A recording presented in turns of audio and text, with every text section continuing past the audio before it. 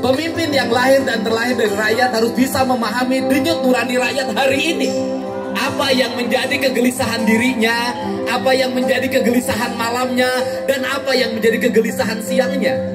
Maka pemimpin harus seorang pertapa. Kenapa pemimpin harus seorang pertapa? Hanya pertapalah yang bisa membaca rasa. Dan dalam kesendirian, dan dalam kesunyian, dan dalam kesepian, mengumpulkan seluruh energinya agar turun ke dunia, agar dia merubah sebuah keadaan.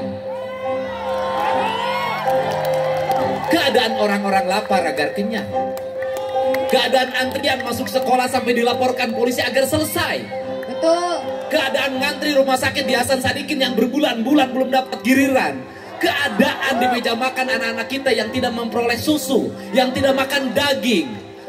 Keadaan rakyat kita yang pinjam uang dengan bunga 10%, disebutnya Bang Emok.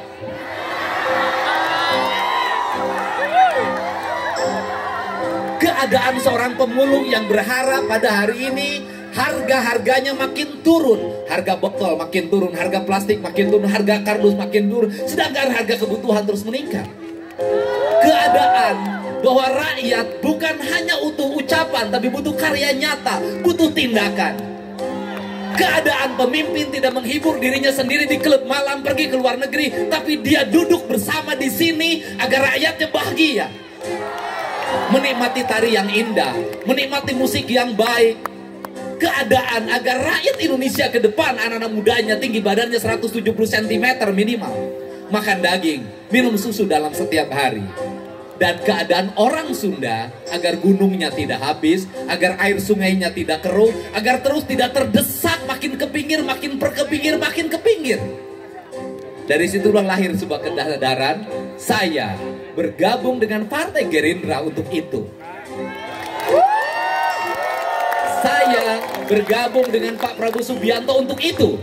Karena saya melihat harapan dari PS. PS bukan hanya Prabowo Subianto, tapi Prabu Siliwangi. Mari kita bersama-sama satukan rasa agar negeri ini berubah. Agar tidak lagi ada jeritan orang-orang yang lapar di sudut-sudut kampung. Agar semua pemimpin membuka rumahnya didatangi oleh warganya dalam setiap waktu. Saya mendapatkan itu di Jenderal Purnawirawan Taufik. Anggota DPR mendekat, bukan menjauh.